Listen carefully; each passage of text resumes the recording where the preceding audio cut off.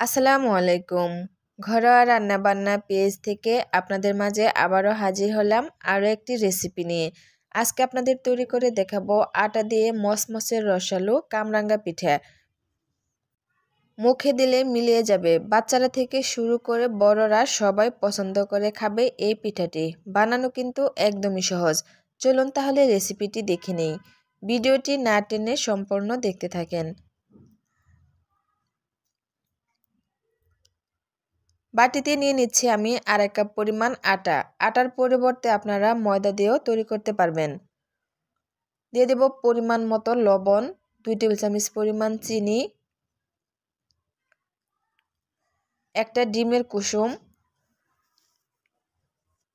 1 table চামচ পরিমাণ soybean তেল, আর দিয়ে দেব 1 টেবিল চামচ পরিমাণ বাটার।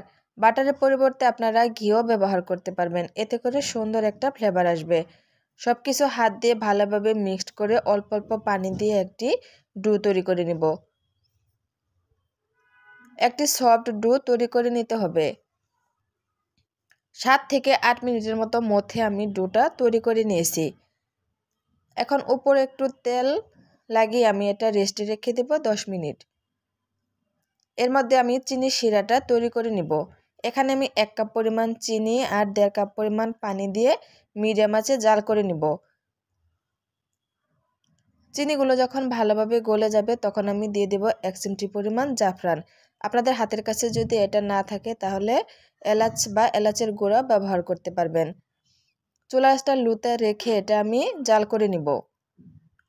আর এদিকে 10 মিনিট পর দেখেন ডোটা আরও অনেকটাই সফট হয়ে গেছে। আমি আরও কিছুক্ষণ মধ্যে কর্নফ্লাওয়ার দিয়ে বেলে নিব। একটু মোটা করে বেলে আমি পরোটার মতো ভাঁজ দিয়ে নিব। আর প্রতিটা ভাজে ভাজে আমি কর্নফ্লাওয়ার ছিটিয়ে দেব। চেষ্টা করবেন কর্নফ্লাওয়ার দিয়ে তৈরি করতে, এতে করে পিঠাটা অনেক মচমচে হবে। ভাজটা দিয়ে আমি এটা আবারও ঢাকনা দিয়ে ঢেকে রেস্টে রেখে দেব 5 মিনিট। ফিরে আসছি 5 মিনিট পর। এর মধ্যে দেখেন আমার চিনি শিরাটাও রেডি হয়ে গেছে। এখন আমি চুলাটা বন্ধ করে দেব। 5 মিনিট পর আমি ঢাকনাটা খুলে ডোটা 3 ভাগে ভাগ করে নিব। এক ভাগ দিয়ে আমি অল্প একটু বেলে 2টা ভাঁজ দিয়ে নেব। একটু লক্ষ্য করলে বুঝতে পারবেন যে আমি ভাঁজটা ঠিক কিভাবে দিয়ে নিচ্ছি। এখন আমি বড় আর পাতলা করে একটা রুটি বেলে নিব। রুটিটা একদমই পাতলা হতে হবে, এতে করে পিঠাগুলো অনেক বেশি মচমচে হবে। এখন আমি একটা গ্লাস দিয়ে রুটিটা কেটে নিব। আপনারা আপনাদের পছন্দ মতো যে কোনো সাইজেই রুটিটা কেটে নিতে পারবেন।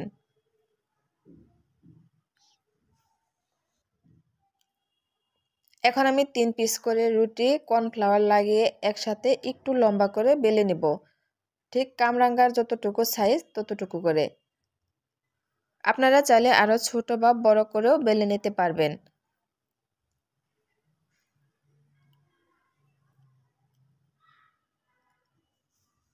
আপনাদের বোঝার সুবিধার্থে আমি আরও একটা বানিয়ে দেখাচ্ছি। এখন আমি অল্প একটু আটা পানি দিয়ে গুলে একটি আঠা বানিয়ে নিয়েছি। আঠাগুলো একটা করে রুটির উপরে আমি এভাবে লাগিয়ে নেব আর 3টা করে রুটি দিয়ে এভাবে একটার উপর একটা বসিয়ে দেব। আপনারা চাইলে 4টা বা 5টা দিয়েও এভাবে বড় করে বানিয়ে নিতে পারবেন। এখন আমি এখানে শাঁসলিকের কাঠির মধ্যে রুটিটা বিছিয়ে দেব আর উপরে আরও একটা শাঁসলিকের কাঠি দিয়ে সুতা দিয়ে ভালোভাবে বেঁধে দেব। একটু লক্ষ্য করলে বুঝতে পারবেন যে আমি কিভাবে পিঠাগুলো বানাচ্ছি।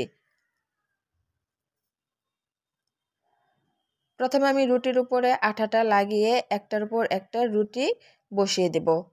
তারপর আমি কাঠির মধ্যে রুটিটা বসিয়ে উপরে আরও একটা কাঠি দিয়ে সুতা দিয়ে বেঁধে দেব। এতে করে কামরাঙ্গার শেপটা চলে আসবে। একইভাবে আমি সবগুলো পিঠাই বানিয়ে নিয়েছি। এখন আমি চলে যাব চুলায়।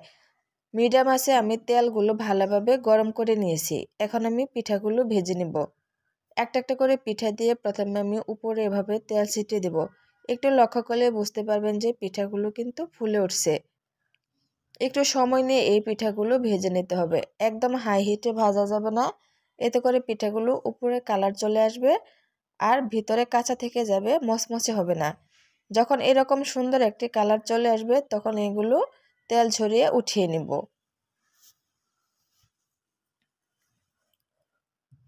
একইভাবে আমি সবগুলো পিঠাই ভেজে নিব।